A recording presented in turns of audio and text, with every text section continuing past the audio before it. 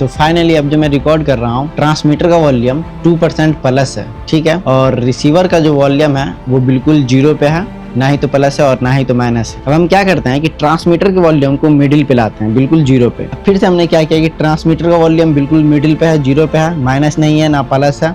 और उसके साथ रिसीवर का जो वॉल्यूम है उसको हमने 6% माइनस कर दिया है। और लो कट फिल्टर नहीं लगा हुआ है, नॉइस डिडक्शन लगा हुआ है। और नॉइस डिडक्शन लगने के साथ 32 बिट फ्लो लगा हुआ है।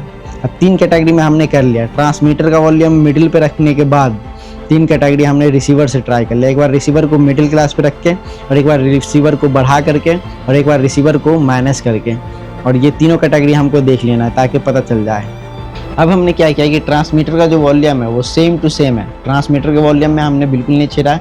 ट्रांसमीटर का वॉल्यूम जीरो पे है, ना ही तो प्लस है ना ही तो माइनस है, ठीक है। और रिसीवर का जो वॉल्यूम है उसको हमने क्या किया कि 7% प्लस कर दिया है। मुझे लग रहा है कि ट्रांसमीटर में कम साउंड पे थोड़ा अच्छा रिकॉर्ड हो, और यहाँ से जब अच्छा आउटपुट जाए तो वहाँ साउंड बढ़ने पे साउंड भी बढ़ेगा और बेस्ट भी रहेगा। तो रिसीवर का वॉल्यूम को मैंने 7% बढ़ा दिया। और नॉइस डिडक्शन मेरा ऑन है, और नॉइस डिडक्शन ऑन होने के साथ मेरा जो नॉइस डिडक्शन ऑन होने के साथ 32 बिट फ्लो ऑन है। अब एक ठो काम और करते हैं रिसीवर को ही लेकर के।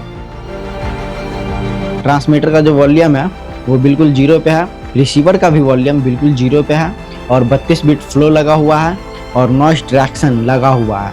अब फिर थोड़ा सा चेंजिंग करते हैं रिसीवर में।